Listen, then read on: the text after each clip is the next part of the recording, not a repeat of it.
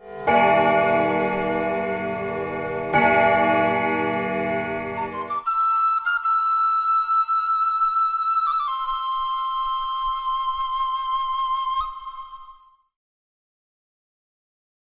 বাঁশি বাজায়? গ্রামের লোকগুলোর কি ঘুমের কোনো বালাই নেই? আওয়াজটা তো মনে হচ্ছে শ্মশানঘাটের দিক থেকেই আসছে, কিন্তু ওখানে তো এখন কারো থাকার কথা নয়।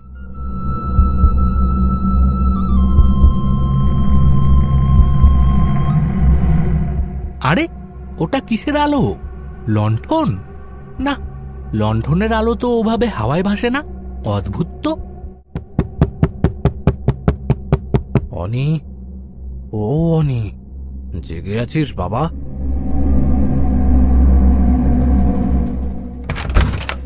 হ্যাঁ কাকা, এসো। তুমিও যাচ্ছ? রেখেছিস কেন?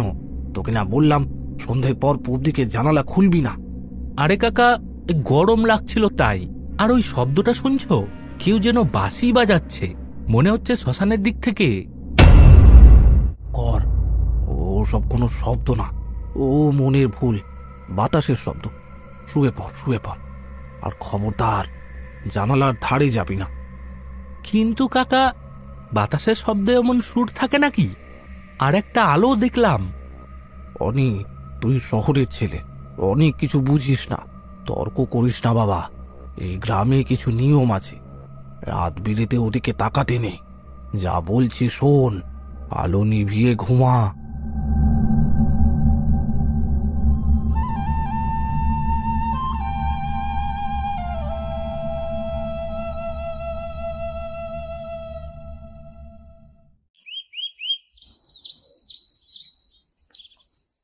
ওমা, অনি যে, আয় বাবা, বস।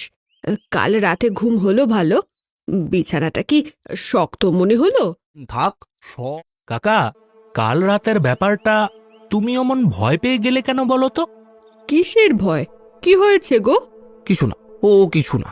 অনি বলছিল রাতে নাকি শিয়াল ডাকার শব্দ শুনেছে। শহরের ছেলে তো, ভয় পেয়েছে। শিয়াল নয় কাকা, বাঁশি, স্পষ্ট বাঁশির আওয়াজ। আর ওই আলোটা? বাঁশি? তুই তুই বাঁশি শুনেছিস নাকি? হ্যাঁ কাকিমা, কেন বলো তো? তোমরা সবাই বাঁশির কথা শুনলে এমন চমকে উঠছো কেন? গ্রামে কি বাঁশি বাজানো বারণ? সুলেখা, তুমি এটা দেখো কি? অনি, তোকে বললাম না ওসব নিয়ে মাথা ঘামাস না। গ্রামের কিছু উটকো লোক আছে, নেশাভান করে পড়ে থাকে, ওরাই হয়তো বাজিয়েছে। নেশাখোরেরা এত করুণ সুরে বাঁশি বাজায়? তুই কি পুলিশই জেরা করছিস নাকি? যা, গ্রামে একটু ঘুরে আয়। তবে মনে রাখবি, নদীর ওই আর পাশের ওই পোড়ো জঙ্গলটা, ওদিকে একদম যাবি না। ওদিকের মাটি ভালো না। আচ্ছা কাকা, যাচ্ছি না। কিন্তু তোমরা কিছু একটা লুকোচ্ছ আমার থেকে। অনিরুদ্ধ উঠে চলে যায়। বিমল কাকা আর সুলেখা কাকিমা একে অপরের দিকে তাকান। ও কি ফিরে এসেছে গো? 25 বছর তো হয়ে গেল। চুপ করো, দেওয়ালেরও কান আছে। অনেকে কিছু জানতে দেওয়া যাবে না, চলে যাবে।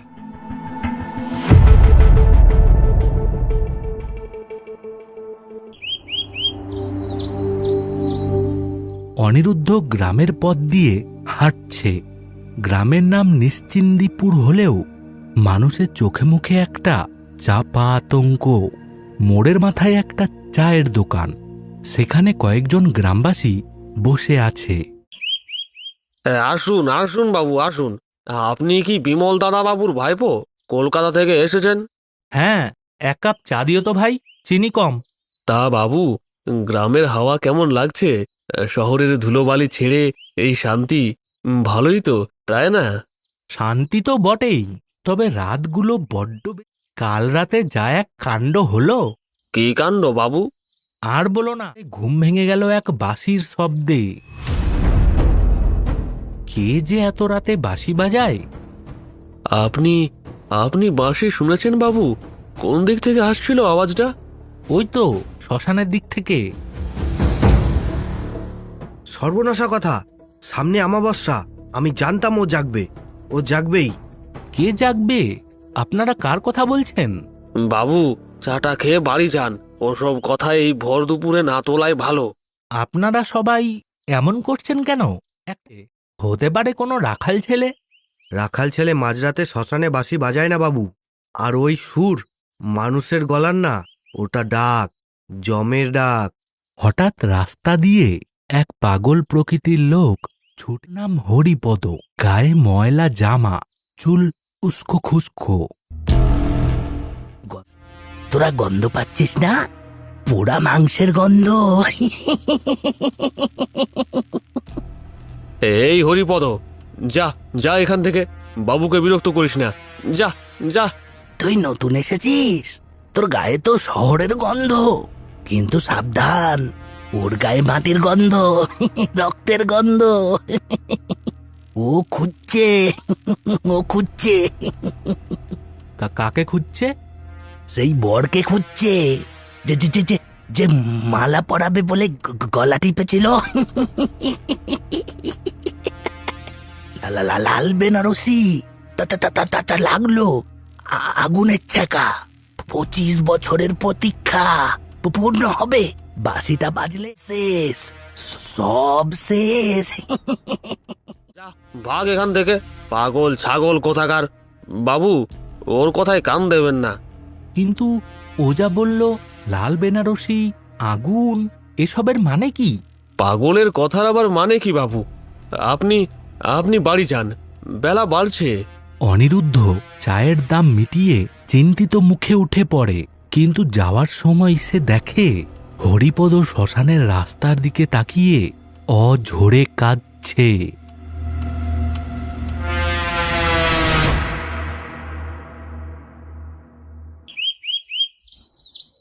দুপুরের রোদ পুকুরের জলে চিকচিক করছে, ঘাট নির্জন। অনিরুদ্ধ পাড়ে বসে আছে, তার মনে অনেক প্রশ্ন। হঠাৎ একজনের পায়ের শব্দ। এক তরুণী জল ভরতে এদিকেই আসছে। তার পরনে সাধারণ শাড়ি, কিন্তু তার চেহারায় অদ্ভুত আভিজাত্য। এই যে শুনছেন? আমায় বলছেন বাবু? হ্যাঁ, আমি এই গ্রামে নতুন, আপনাকে আগে দেখিনি তো। পাড়াতেই থাকেন? পাড়ায়? হ্যাঁ, তা পাড়াতেই থাকি বলতে পারেন, আবার থাকি না বললেও ভুল হবে না। আমি মৃণালিনী। উত্তর তো কলকাতা থেকে এসেছি। জানি আপনি বিমল বাবুর ভাইপো। কাল রাতে ঘুম হয়নি তাই না? আপনি জানলেন কি করে? চোখের নিচে কালি পড়েছে যে। আর এই গ্রামে নতুন কেউ এলে প্রথম রাতে শ্মশানের হাওয়া তাকে ছুঁয়ে যায়, এটাই নিয়ম। আপনিও শ্মশানের কথা বলছেন? গ্রামের সবাই ওই জায়গাটাকে এত ভয় পায় কেন বলুন তো? কাল রাতে আমি একটা বাঁশির শব্দ শুনেছি, আর সবাই এমন করছে যেন ভূত দেখেছে। ভূত? মানুষ যাকে ভয় পায় তাকেই ভূত বলে বাবু। আর বাঁশি, বাঁশি তো শুধু সুর নয়, ওটা কারো বুকের জমানো কান্নাও হতে পারে। আপনি খুব সুন্দর কথা বলেন, কিন্তু আপনি ভয় পান না? শুনলাম ওদিকে নাকি অপদেবতার বাস। অপদেবতা, দেবতা আর অপদেবতার তফাৎ কে করে বাবু? মানুষই তো করে। আর তাছাড়া ভয় তাদের পাওয়া উচিত যাদের মনে পাপ আছে। আমার মনে পাপ নেই, তাই ভয়ও নেই। যাদের মনে পাপ মানে? আপনি কার কথা বলছেন? পুরনো কথা, ধুলো পড়া বই উল্টাতে নেই, কষ্ট বাড়ে। তবে আপনি তো সত্য সন্ধানী মনে হয়, খুঁজলে হয়তো জানতে পারবেন। দাঁড়ান, আপনি কোথায় থাকেন বললেন না তো? আবার দেখা হবে? দেখা তো হবেই। আপনি তো এখন কিছুদিন আছেন, আর আমি তো আছি আশেপাশেই। মৃণালিনী চলে হাঁটার ভঙ্গিটা খুব ধীর, যেন রাজহাঁসের মতো।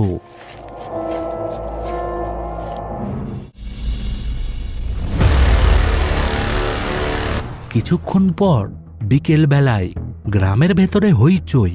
অনিরুদ্ধ শব্দ শুনে এগিয়ে যায়। সদানন্দ নামের এক গ্রামবাসীর বাড়ির সামনে ভিড়। সদানন্দ দাওয়ায় বসে আবল তাবল বকছে। ওরে বাবা রে, মরে গেলাম রে, আমায় ছেড়ে দে। আমি কিছু করিনি, আমি শুধু দেখেছিলাম। কি হয়েছে গো সদার, এমন করছে কেন? জানি না গো, দুপুরবেলা মাঠ থেকে ফিরলো, বলল যে গা কেমন করছে।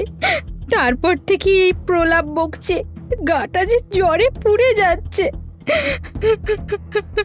ডাক্তার ডাকেননি? আরে ডাক্তারে কি করবে এতে? এ তো ওষুধের রোগ না, ওদের কাজ। হ্যাঁ, ওদের মানে? আপনারা কি সবকিছুতেই কুসংস্কার টেনে আনবেন? সরুন তো দেখি। অনিরুদ্ধ সদানন্দের কপালে হাত দেয়। জ্বরে পুড়ে যাচ্ছে। সদানন্দ হঠাৎ অনিরুদ্ধর হাত খামচে ধরে। তার চোখ দুটো ঠিকরে বেরিয়ে আসতে চাইছে। বাবু, বাবু আপনি পালান, ও এসেছে, ওই মেয়েটা এসেছে। কে এসেছে সদানন্দ কাকা? চন্দ্রমুখী। ওর হাতে সেই বালা, রূপোর বালা। তাকিয়ে হাসছিল, শ্মশানের ধারে দাঁড়িয়ে দাঁড়িয়ে হাসছিল। ও বদলা নেবে বাবু, গ্রামের কাউকে ছাড়বে না। ও তো 25 বছর আগে মরে গেছে, আবার কি এলো? সর্বনাশ হবে এবার। চন্দ্রমুখী কে? ভিড় থেকে একজন বয়স্ক লোক এগিয়ে আসে। নাম ভবতোষ। চুপ কর সদা, জ্বরের ঘরে কি বকছিস তার ঠিক নেই। বাবু, আপনি জানতো আমরা ওঝা খবর দিয়েছি। ওঝা দিয়ে জ্বর সারাবেন? লোকটা তো ভয়ে মরে যাবে। আমাকে বলুন। সব কথা জানতে নেই বাবু, যা শুনলেন ভুলে যান। এ গ্রামের মরা মাটি খুঁড়লে শুধু হাড়গোড় বেরোবে না, সাথে অনেক কালো সাপও বেরোবে। নিজের ভালো চাইলে এসব থেকে দূরে থাকুন। অনিরুদ্ধ বুঝতে পারে এরা কেউ মুখ খুলবে না। সে ভিড় থেকে বেরিয়ে আসে, কিন্তু তার মাথায় ঘুরছে সদানন্দের কথাগুলো। রূপোর বালা। আজ দুপুরে পুকুর ঘাটে সে মৃণালিনীর হাতেও তো একটা রূপোর বালা দেখেছিল, খুব পুরনো দিনের নকশা। তবে কি?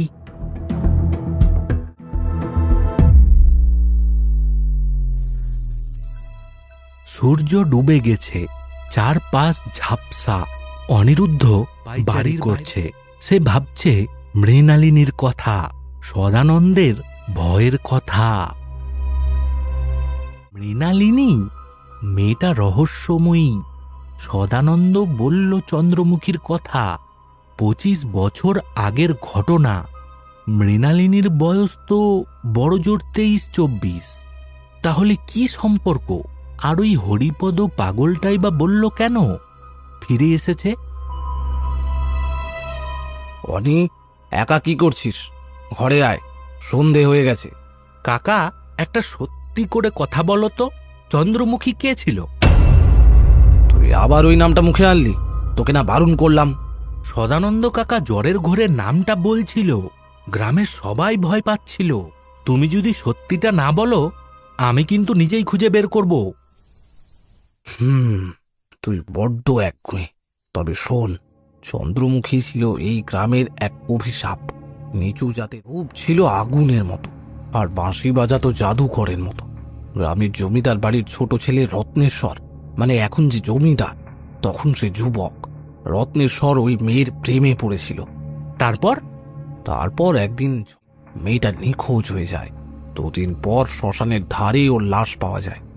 লোকে বলে মেয়েটা নাকি আত্মহত্যা করেছিল। কিন্তু কি? লাশটা যখন পাওয়া যায়, ওর গলায় নাকি কালশিটে দাগ ছিল, আর ওর সাথের বাঁশিটাও কোথাও পাওয়া যায়নি। আর ওই লাশের পাশে ওই চন্দ্রমুখীর মামা হরিপদ পাগলকে বসেছিল। যদিও সে সেই ঘটনার পর থেকেই পাগল হয়ে গিয়েছিল, তবে আগে সে ভালোই সুস্থ ছিল। সবাই বলে সে শোকে এমনটা হয়েছে। সেই পাগল সবাইকে বলে বেড়ায় বাঁশি বাজবে 25 বছর পর, সে আসবে তার প্রতিশোধ নিতে, সব শেষ হবে, সব। তাই গ্রামের লোকজনের মনে এত ভয়। এটা তো গল্প কাকা, 25 বছর আগের গল্প। কিন্তু সদানন্দ কাকা আজ দুপুরে তাকে দেখল কি করে? ওটাই তো ভয়। পাপ কখনো মরে না অনি, সদানন্দ তখন রত্নেশ্বরের খাস চাকর ছিল, হয়তো সে কিছু জানতো। নিয়ে ঘাটাঘাটি করিস না, রত্নেশ্বর রায় এখন গ্রামের মাথা, তার কানে এসব কথা গেলে বিপদ হবে। বুঝলাম।